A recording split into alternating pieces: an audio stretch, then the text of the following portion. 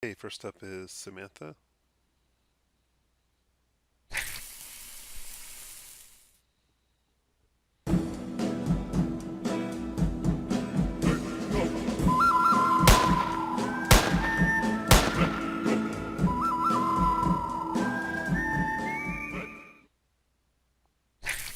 Okay, so this is looking good.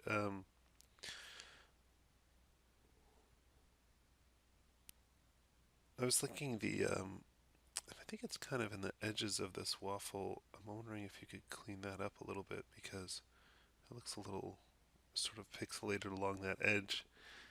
Um, and I think this looks good. I think that I like these doors moving. I'm wondering if the movement could be a little bit more justified. I mean, right now it looks like they're sort of vaguely swinging in the breeze or something.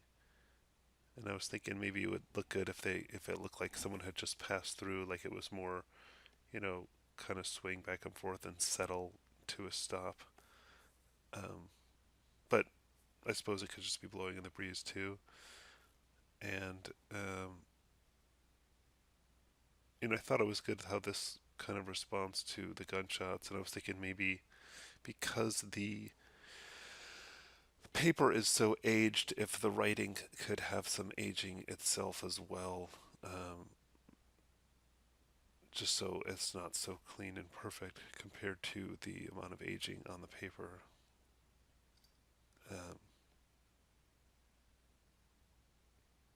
yeah, but I think you chose good images and it's some good ideas, so this is working well.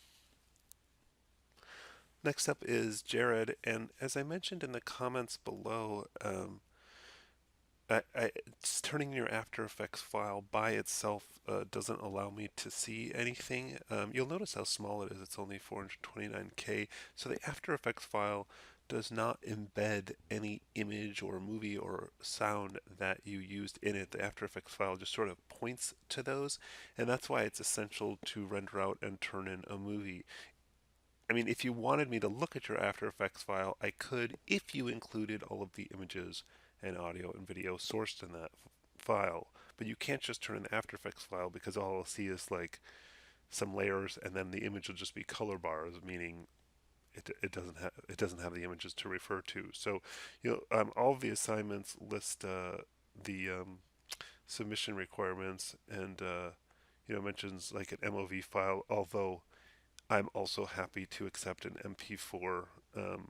In fact, that's probably even better. As I mentioned in some other posts, you can just with the Adobe Media Encoder, you can create an MP4, but MOV is fine too, or even an AVI is okay, although not necessarily preferable. But the point is, it I can't even look at your work with just the After Effects file, so it's not even a question of being a stickler for the submission directions. It's I literally can't see what you've done if you only turn in the After Effects file. So please do turn in a movie file of your opener to receive credit for this assignment. Okay, next up is Tara. Whoops, sorry. Let's try that again.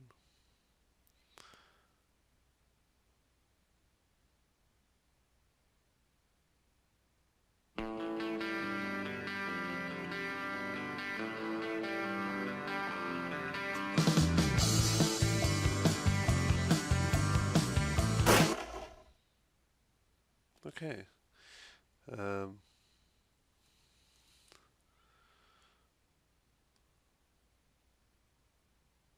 I don't know why it's not playing full screen again. Let's try that. There we go. So if that's supposed to be a door handle dropping, I guess what's weird is how oval shaped it is. I don't really think that's reading that well as a door handle. I might get some reference for different door handles and just the way it just drops so straight down. I don't know. It's not quite reading as a door handle. I think this text is interesting and can work well for this. Um, I think your images are good, except that it looks like you've stretched them, and maybe they didn't fill up the screen horizontally, and you wanted that too, so you stretched it horizontally, but I think that's kind of hurting the image. So I'd rather kind of zoom in on the image with the correct aspect ratio and end up cropping some of it than taking the existing image and stretching it out. Um,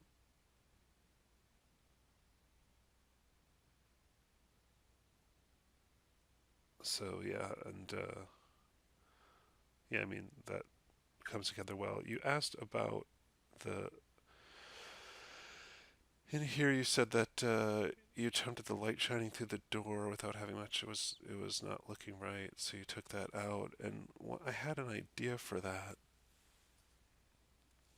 I don't know if this is exactly what you had in mind, but I was imagining that you create a shape with the shape tool here. I'll change this to white. Um, and let's say this is like the opening of the door. Um, and let's kind of open up the controls for this shape.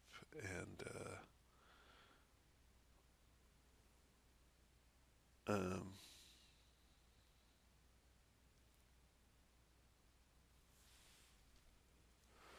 and I think I want to open up the path and keyframe that. And let's just go forward some. Oops, I didn't mean to do that. And let's just pick. It's going to be a little tricky.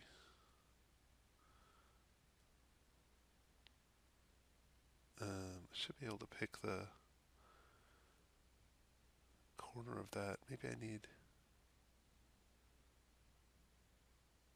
No.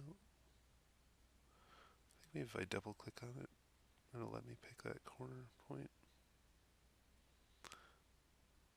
I'm trying to. Yeah, okay. Doing a marquee select around it is a good way to do it. And then let's say that widens as an example. Let's see if that worked. Yeah, see how that so kind of opens up the door. So you can keyframe the points of any shape. So anyway, back to this. I think you might consider this being smaller. It doesn't have to be, but it is quite big. I think this door situation needs to be worked on because I think the handle thing isn't working. Make sure your images aren't stretched out, and yeah, those are the main things I'd focus on. And then if you wanted to, add any other kind of movement or animation to these, that could be good. Next up is Faith, and Faith mentioned that she could not upload because the file was too big. And I just wanted to show you in After Effects what you can do is do composition, add to Adobe Media Encoder queue, and that should open it up in Adobe Media Encoder. I'm just going to delete this old one. And then here, this first setting, if you just click on this, you can choose H264 from the list, and you can adjust any other settings. Like match source usually does what you want, but you can adjust the resolution, width, and height, the frame rate, any of these things. If you just uncheck it, you can type in something different. But if you have the settings right in your After Effects composition, then because this is matching the source, they should be right here. Do click on the file and choose where you want to save it, like what directory you want to save it in so you can find it afterwards. And but like I said, most of these should be fine. And then once that's all set up, if you hit this little green play button, then it'll create this MP4 file, which should both be good quality and a reasonable file size to upload. And so I know the submission requirements say MOV file, but I don't. I think MP4 is fine. In fact, MP4 is probably better. So don't worry about it being an MOV file. This is probably a better way to do it. Let's look at the animation.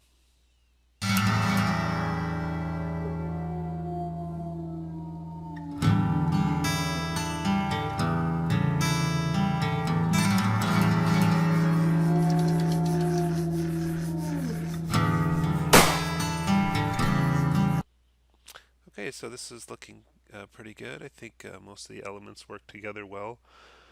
I think that's a nice illustration here, and I like the kind of subtle change you have to the. I guess that's just from the fading in and out. I thought maybe there was some movement on this sort of foggy haze here, but maybe that's just from the fade up and down.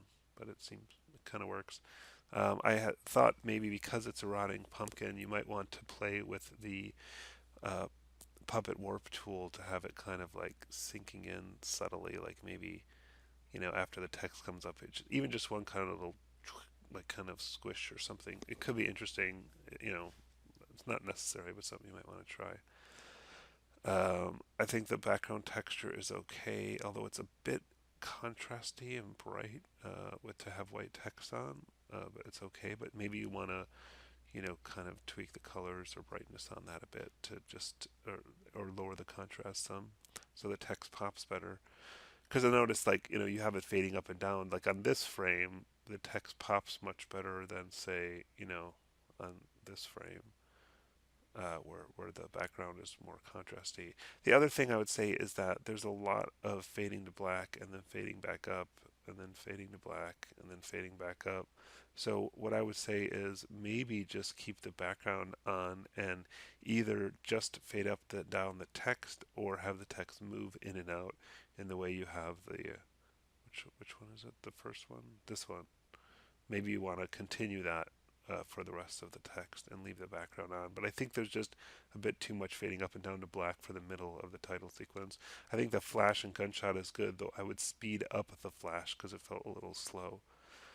It just needs to be like, I don't know, 3 frames long or 4 frames, just very quick. Um, so yeah, there's some good stuff there and a few areas to improve. Next up is Gabrielle.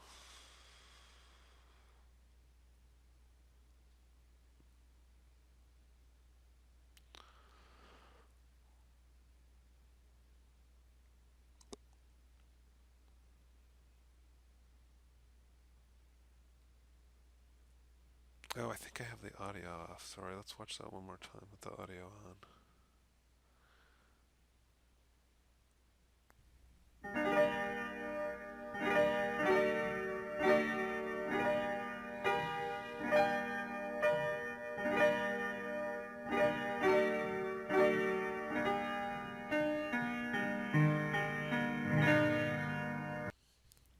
Okay, so there's some good elements here. I think the concept of showing the lines connect for the constellation and having the Polaris title makes sense. I'm wondering if the kind of choppy nature of the movement was a creative choice or whether that was uh, for some other reason, some technical reason. I think that the underline, I might see if you could do it without the underlines because I don't know that that would help. I mean, I could kind of see an underline coming into play if somehow that felt like part of some of the lines of the constellation, but just there, I just find that, I don't know, it doesn't seem to quite fit that well. And I think that I can see that you've used this font for the first letter of these two words, and I would try it with just a consistent font for the animation studios and leave that font for Polaris. So try removing the lines, try having that bottom line be a consistent font, and I think that'll look cleaner. You could probably scale it up a bit too. I think on this title, for some reason the white seems very bright to me, and maybe you want to use either an off-white or some other background color or even a background texture. I think this is interesting with the sheriff's star and the horseshoe. The name includes snakes, but the artwork does not, evoke anything about snakes, and it doesn't necessarily have to. It doesn't have to be that kind of on the nose with um, the artwork, but it's something you consider. And if you are going to have a horseshoe shape in it, you might consider some movement on that because horseshoe is something that lends itself to being sort of thrown, or so something you could play with if you want to add a little bit more movement to this because it's pretty static as is. Um, so those are a few improvements you can make on that. I just wanted to show, in case you're needed any help with the constellation drawing, and might be interesting to others as well.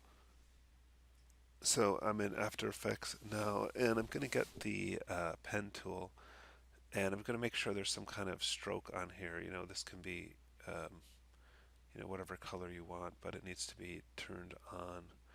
Like this is off and this has some normal color. So I'm just going to draw a line here, and I might adjust you could adjust the width of the stroke here. And so what I can do is grab my selection tool and, whoops, let's kind of go back to the beginning here. And I'm just going to marquee select this one point and spin this open under contents and shape and path, and make sure the path is keyframed and go forward however many frames. And you can see that, whoops, let me just make sure that just that one point is selected. Yeah, just by marquee selecting it. So you can see you can grow and shrink lines this way. And I'm not sure if that's how you did it. And of course you can just do the opposite, like I can just switch these keyframes around so it starts short and ends, whoops, long. So you can see it kind of growing there. And I can even, make sure this is really, right to the end here. So then, it grows outward from nothing. So, actually, I think there might even be, is there a way to,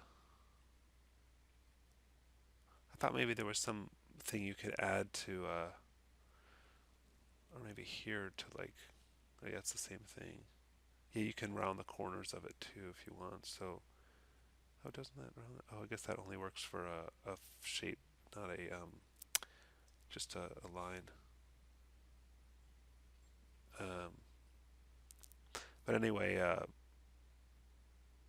I was trying to see if there was any. I thought there was maybe something you could add to like automate that animation more. But anyway, so that's kind of how I do that. If you turn on motion blur for the whole sequence and then motion blur for this, it'll kind of, you can see it sort of softens that, and that'll look a little bit better when it plays forward at full speed, which we can see here. I'll just grab this end and put there, and then play this back.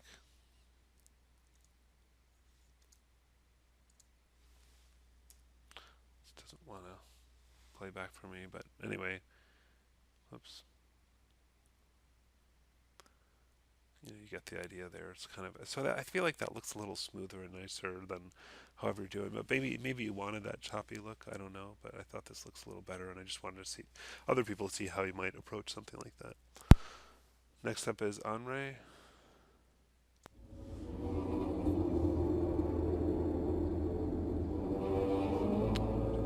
Not getting audio. Seems to be on. Let's try that again.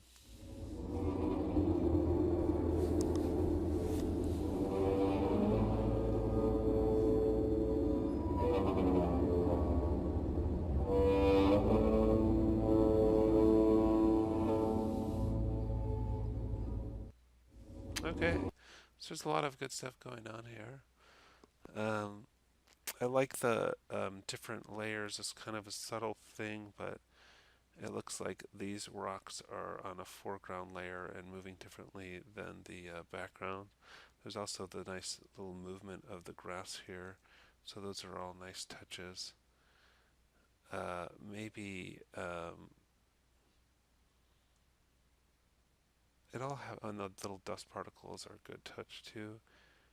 I feel like the movement of the grasses would tend to be a little more consistent with each other.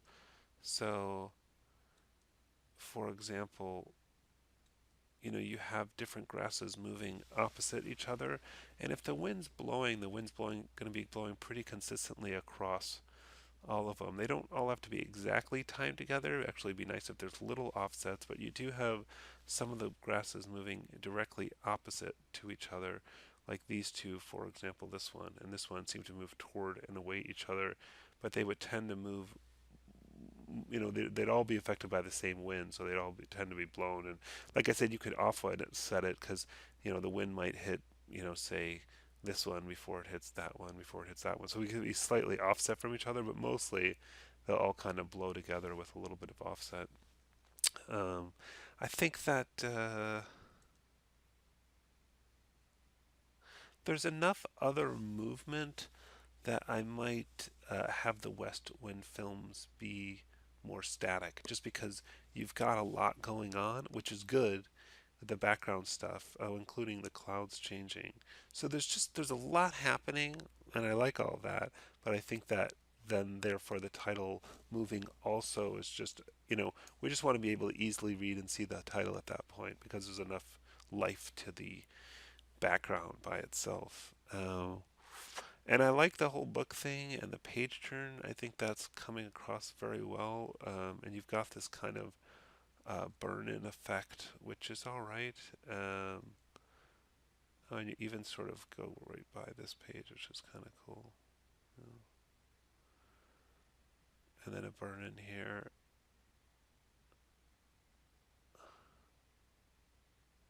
I think that it's all, it's pretty good. There's a lot of really great stuff going on in here. I think that, if you wanted to improve it, one thing you could do is all of the aging on the pages is exactly the same, and if you could vary that, that might be good. I think if you can clean up this kind of white edge, that might be better. I might kind of just have that fade to black, or just, I think the bright white edge looks a little distracting. But I think if you had a variety, even if you had, like, let's say three variations of page aging and then alternated between those three amongst your pages, um, then that would be sufficient. And finally, I think this font's pretty good, but it's maybe a little bit too wild, and I don't like how some of the letters kind of almost feel like they're bleeding into each other or bleeding into themselves. So maybe something in this vein, but maybe a little bit cleaner looking font. But I like the variation, so it's not bad. I just, you might want to experiment with something else. So, anyways, really good. A lot of great stuff going on, especially in this beginning part with all the different layers you've got going on here and all the movement and animation. But a few areas for improvement. Okay, next up is Shaka.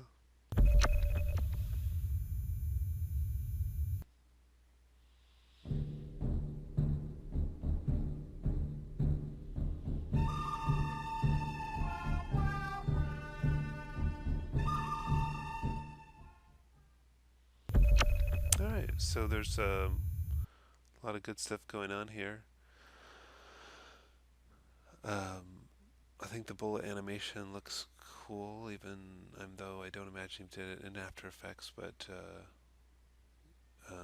it's working well. But I imagine the rest of it's assembled in After Effects, so that's good. There's a lot of lens flare happening, um, I think, which is interesting and can work well. Um, the logo looks good, pretty professional there. I think that look for some of your animation where, like, it's nice and smooth there, and suddenly it hits, and then it stops, and then it starts moving again, and then it's moving through the end. So I think what you might want to try rather is, if it comes to rest there, just hold it. If it doesn't come to rest here, if you wanted to keep going, make sure the movement is continuous, because get out that little pause there and change of direction and have it. I think it should come to rest. I don't think it should be moving at the end. I think it should, if that's the final position, hold and then fade out rather than having it just have that extra movement at the end. Um, yeah, and you've got this sort of growing text thing, which is interesting. It works pretty well. You might think a little bit differently about placement. Like, here you've got text here and you've got the bullet there, but you've got a lot of sort of space in the frame to work with. Um, and then you've got the text here, the bullet wiping across, which I think that one works pretty well. I don't know. I just might play with some of where you're choosing to bring this stuff up, um, and where you want the audience's eye to be. I think I like that one because it wipes the frame. But this one, I'm trying to look at the name, but then I'm distracted by this, and it covers up the name, which isn't I don't think is necessarily helping.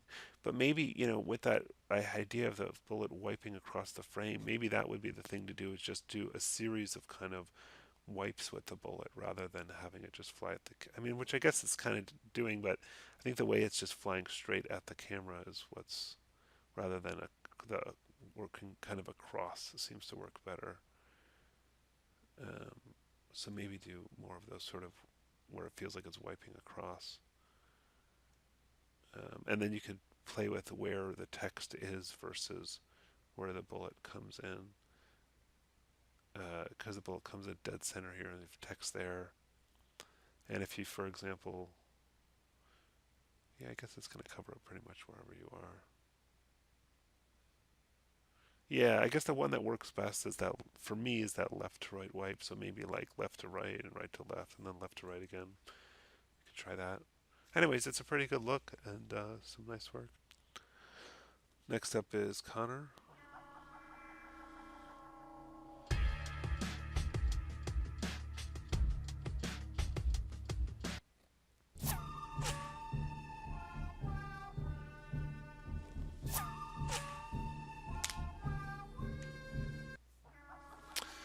Okay, so yeah, I'm liking these swirling elements a lot. I think that's a cool effect. I'm not sure how you did it, but it's nice. And the way porcelain production comes out looks good. And this kind of moving background. The only thing I think, main thing that could be improved here is I think that the background should continue to move through the fade out. I think that shouldn't freeze there. It should continue to move through that fade to black.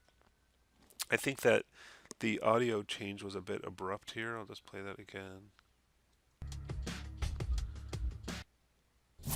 So maybe doing a little crossfade in the audio would just help with that transition because it feels like very separate right now. And I think if the audio faded one into the other, it would feel more part of the same piece. And there's a lot of black there after those first two um, bullet streaks. And again, I pointed this out before that when you fire the gun, the shell does not remain attached to the bullet, so you might want to just have the bullet itself. But it's not a big deal. You barely even see it. But yeah, just maybe a bit too much black. And I think you're really struggling. This font is not working well. I think you need to try something else. It's very hard to read. It's a bit crazy.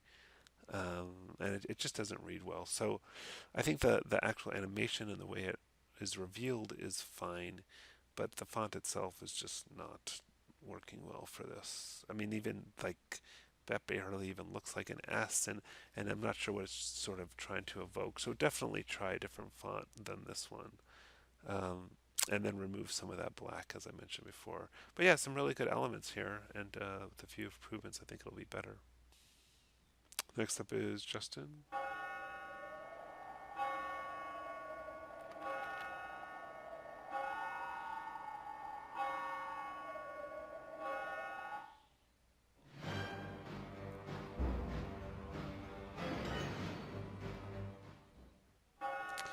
Okay, so a lot of interesting elements on here. I like the idea of the eye through the keyhole. I think that what I would try for this is rather than the whole head moving around the way you have it, is sort of for the most part leave the eyelid where it is and just have the eyeball kind of looking, maybe a couple quick movements and not too much, but just a couple quick darts to kind of look around to give it some life. But I think the whole head moving around, it doesn't really look like how a head would move behind a keyhole. So it'd be better if it was just the eyeball. And this Peak Productions, it's so low in the frame and so small. And I personally tend to think these script type fonts rarely work well for a title, like a movie title kind of thing or production company name. So I tend to recommend to stay away from a script type font. I'm sure there's exceptions, but tendency is to stay away from those. And I like the handle turning, that's good. And again, not such a big fan of the script font, so try something else. And I think that maybe, you know, it comes on and leaves so quickly. Maybe you can kind of simplify the animation a little bit or shorten it.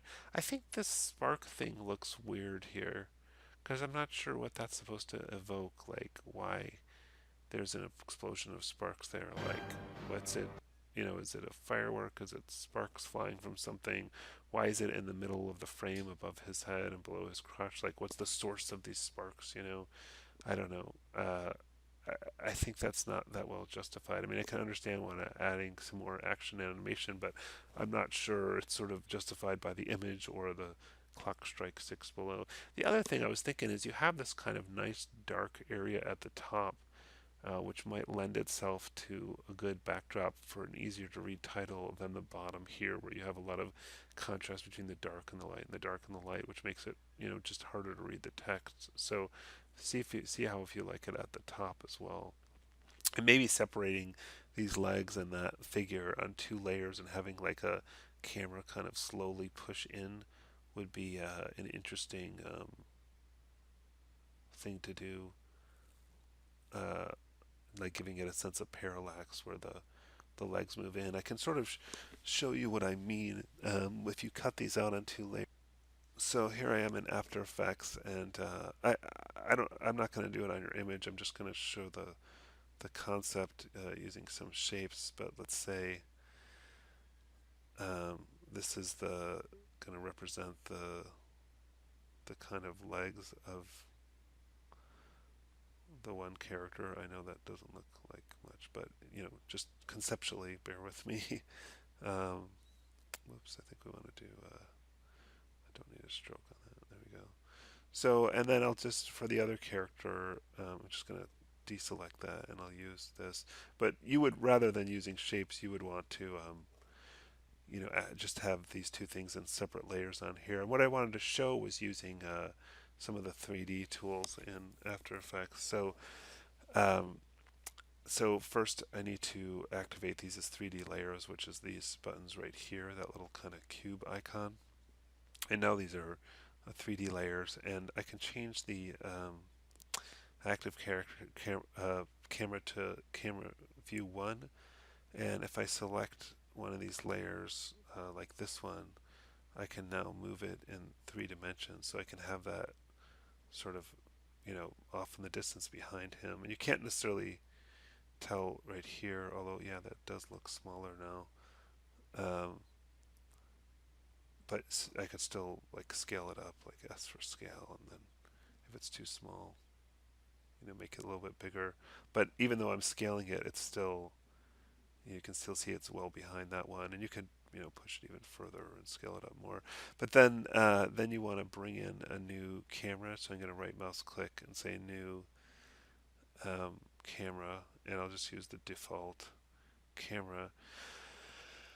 And then let's go back into the active camera, which will always be that top camera. And let's say that's that guy standing there. And what I can do is I can keyframe on the transform of the camera the position. So I'll keyframe it at the start and let's say go to here. And that's going to be the Z. So, and what's good about that versus just kind of scaling something is you get that kind of feeling of parallax going on. So rather than just sort of zooming in on something, it feels like the camera's moving through something, and the extent to which it does that will be determined by, um, you know, how far these guys are apart. So the more you kind of exaggerate this distance of the two objects, like I could push this one further away and scale it up more, and even take this one and maybe move it this way a little bit, and then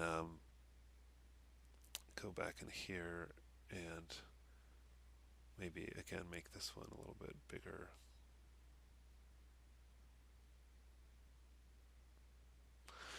So, and then when I go to this second position here, I can,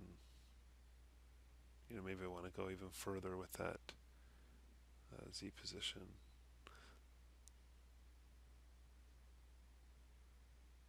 So then I'm going all the way through the legs. So yeah, so you get the idea. You can kind of move through. That's maybe even too much. That's maybe too much distance between them. But anyway, so that was something I thought you might want to play with for that. And so in your case, um, the difference is that rather than using those shapes, you would have to carefully cut this out in Photoshop and have that with the transparency on one layer, and then have this on another layer, and then move those apart and have the camera. So that I'm suggesting that as a possible difference. Rather than doing the sparks thing, which I think doesn't really apply well here. And I thought the rest of you might be interested in the 3D. Next up is Anthony. Yeah, what's up? Welcome to America, baby. Home of the brave, American dream, you know? Yeah, dream.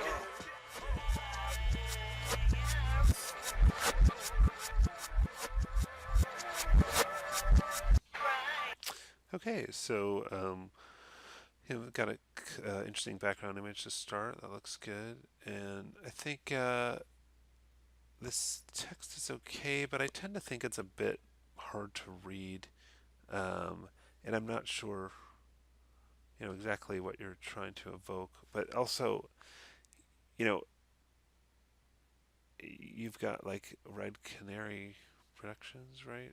And I'm just wondering, what this text has to do with Red Canary. Another thing is, in general, I would steer away from outlines. It's not that you can't use them; it just tends to be not in favor to have outlines on text. And I think this spinning, again, it's good that you got some animation working in there, but I'm not sure what that spinning is sort of supposed to express and evoke. Also, if you have a production company that's using one sort of font or style, um, but then I would tend to say that you wouldn't have the same text for the movie title. So that there should be, and maybe something changing in the background too. So I think this could use some work. Really, I think it needs some improvement. There's not really a logo, meaning there's not really for the Red Canary Productions. There's not like an icon that's the Red Canary or what have you. It's just text, and then for the movie title, there's again, you're just fading up text and then spinning it around, and the spin doesn't necessarily seem sort of justified or have a good kind of use or meaning behind it. So, um, yeah, I think this could use another pass. I think differentiate between the logo part, the company name, and the movie title, both through the text and the background. I would try a different font, avoid outlines. Make sure the animation is justified, have a more identifiable logo. So I just think this needs some work. I think you could improve on it in all areas. Next up is Christopher.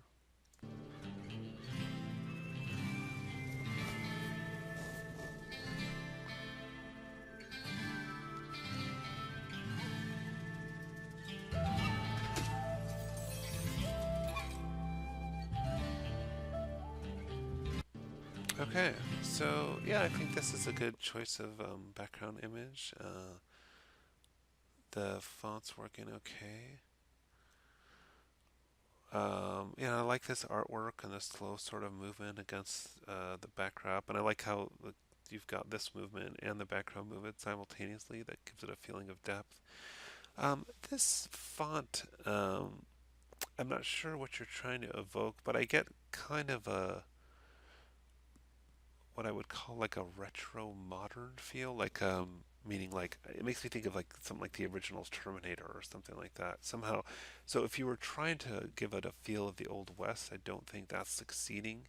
But if it's more supposed to, you know, kill time, like have to do with futuristic stuff for time travel or something, that's kind of more the feeling I get from this kind of text. So I guess it all depends on what you were going for. I think that it's good that you have a broken glass sound, but I think that because it's a bullet hole, that adding a gunshot sound effect would help with that as well. Um, so yeah, and maybe you want to do, I don't know, one or two more just to give it a little bit more life or do a little bit more animation on the end there. Um, so yeah. Anyways, yeah, so yeah, a few areas for improvement, but you've got some basic stuff going well there. Okay, next up is Terence.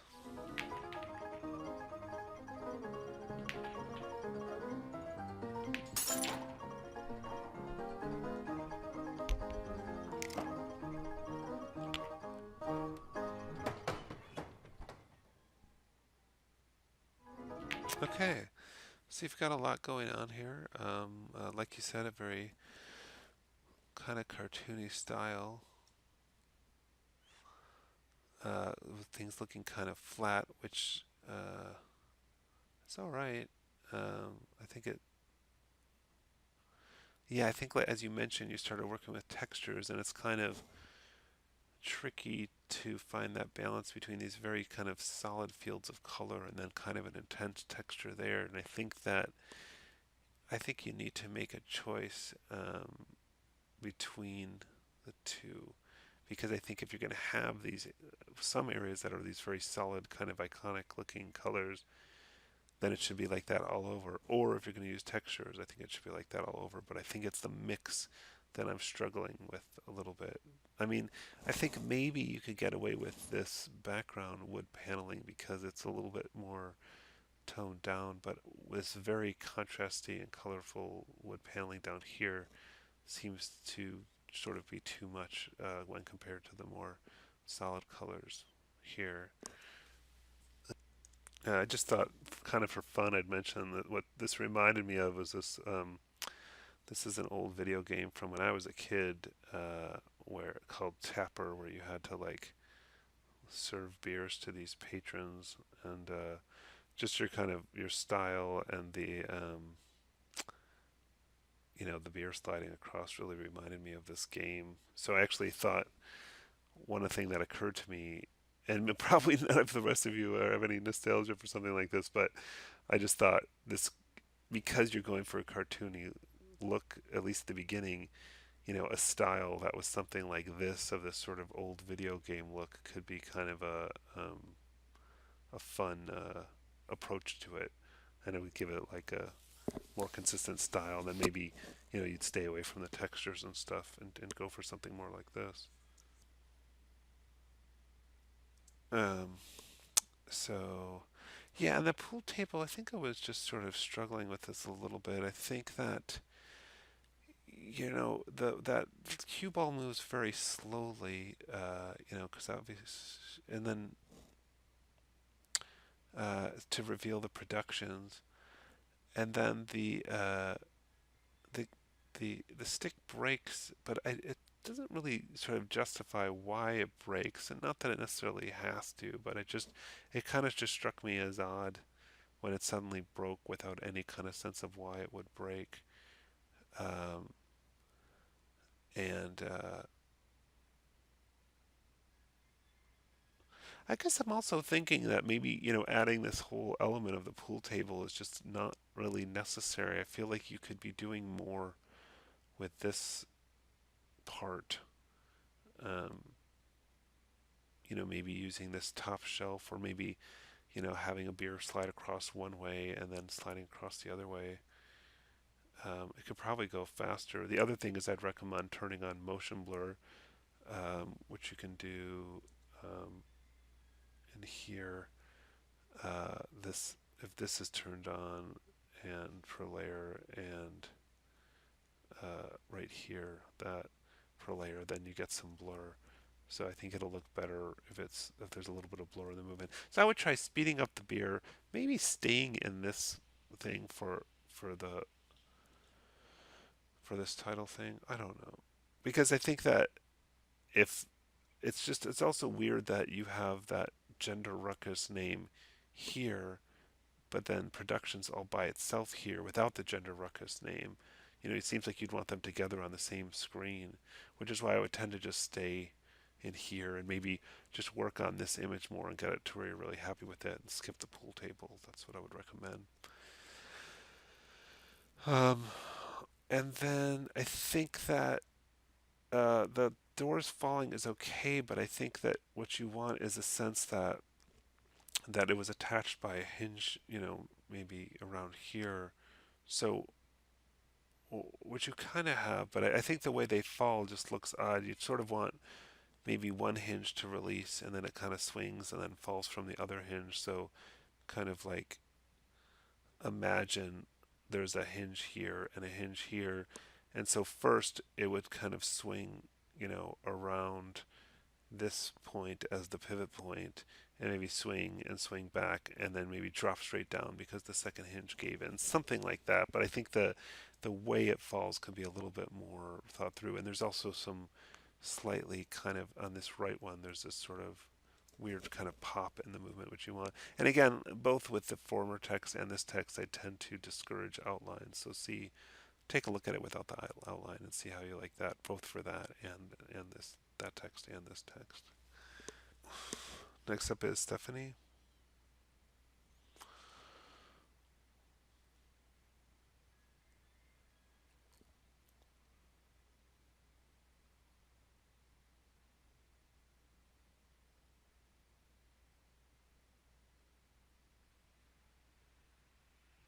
Okay, so I like the card animation. That looks good. And I think it's interesting how the spade separates off. I think that it could be a little more kind of fluid feeling in the sense that maybe make sure you're using the easy ease in your keyframes for the movement on that. I can show that really quick in After Effects. So anytime you have any keyframes, I'll just put a position keyframe on here just to have something. It doesn't really matter which one. If I right mouse click on this keyframe, I can go to Keyframe Assistant and do just easy ease, and it'll kind of it changes to that little sort of, to me it looks like a kind of an hourglass shape, and then it'll have like a smoother start and stop. So try that for your keyframes on the movement of the spade. And then this text I think needs some work. So that the font looks very sort of, I don't know, plain, almost default. And since you're going for a playing card look with the spade, I think look at some decks of playing card and maybe try to use a text that looks like it would be on a playing card. Or anyway, something different. And like I've said with others, I tend to discourage outlines on text. I mean, it's not any kind of absolute rule, but I always tend to think outlines make things look a little amateurish. And same with this text, especially with the text that thin. I think the outline makes it suffer more. Um, I think that if you want the scissors doing kind of a cutting motion, I was going to show that very briefly. Let's get rid of all this stuff. And I'm not, you would do this with your actual scissor layers, but let's just pretend that, these two, I'll just duplicate this one. Control D. And so the trick here is this. Actually, I'll do this before I duplicate it. I'm going to use this button right here, pan behind or anchor point tool. And, wherever the scissors is going to rotate around, let's say that's the point of the scissors that it rotates around, you move the anchor point tool there. Then I'm going to duplicate it, make sure I get out of that anchor point tool thing. And now R for rotate, and whoops. So now it'll kind of cut like scissors. So both of them will rotate around that pivot point. So when you're animating them, it'll rotate. So anyways, it's that anchor point tool that allows you to put where it rotates around. So separate your two sides of the scissors on different layers if they aren't already, and then move that around. The other thing I might do is uh, you could, what I might do is create a null. Can't I do that here? Null object, just to have something to get these, to move around. So maybe I want, the pivot point of the overall scissors could be somewhere else. Like I'll just take this and I don't know, maybe it's like here or something. And then what I would do is parent each of these to that. So I could just take this little whip tool and parent each of these to the null.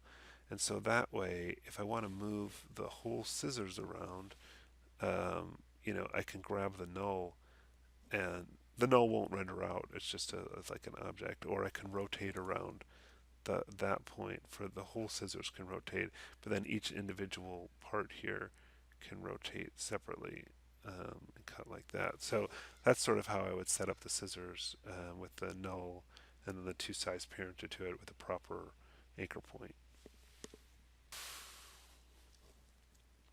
And then, yeah, I think there's some. sorry, just to play this forward. Yeah, so we got the scissors cutting, and yeah, this kind of appears very abruptly right close to the end. Maybe you can get that incorporated earlier. In fact, I think maybe that could just be part of that image to begin with, rather than having it. Well, I guess it appears with dress palette, huh? Okay. Um, I think it takes a lot of time to turn around too. Like maybe you want to simplify it and just have it pass through the frame, like from one side of the frame to the opposite side, and then it's almost sort of instantaneously off screen flips around and come the other way, and maybe don't take the time to turn it around off screen because I feel like that's looking a little awkward right now. Yeah, okay, so there's some areas for improvement, but you've got some really good elements there. Next up is Kasha, and I have a feeling that maybe this wasn't the right file or something because there's no animation or changes on this at all. So obviously, there's not much I can say about critiquing this, and my guess is that you turned in the wrong file or something went wrong in rendering. I don't know, but what I would say is you also asked about the light bulb being connected to the cord, and it would really help to sort of see those elements to know quite what you're talking about. But the critique I just did, I demonstrated parenting objects together and creating a null and moving things by a null. So I think you might just take a look at that last one, and maybe that applies to your situation, but it'd be easier to tell if I could see those elements in the video. So if this is the wrong one, please resubmit the right one. Otherwise, obviously keep going because there's no animation of any kind on there yet. So um, yeah. Next up is Herminia.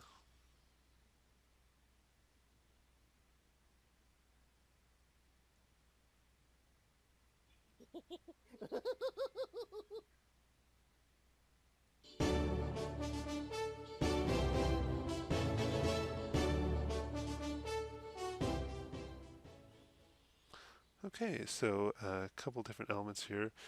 I think the horse is pretty. It is indeed a crazy horse, so it's kind of funny uh, the movement and stuff. I think there's way too much. So you have almost a full. I think over 3 seconds of black at the beginning, and really it should just be maybe it should fade up immediately at the start. So I think you need to kind of trim out everything between here and there. So really the piece should start here and fade up and then begin there, but not have all that black in the beginning. So slide the stuff back so you get rid of that black at the beginning.